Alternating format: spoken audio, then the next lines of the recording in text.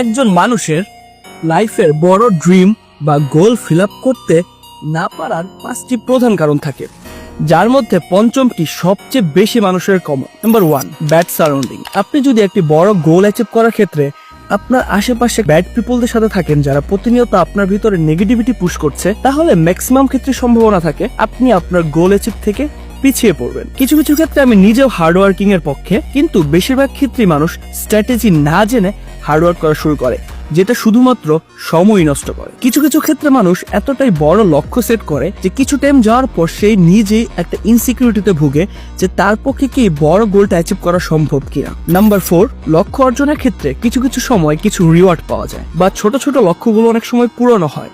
তো যখন মানুষের ছোট একটা লক্ষ্য বা একটা স্টেপ সে ফুলফিল করতে পারে, তখন সে কমফোর্ট জোনে পড়ে যায়, যা তাকে ওই বড় গোল অ্যাচিভের জন্য পুশ করতে থাকে না।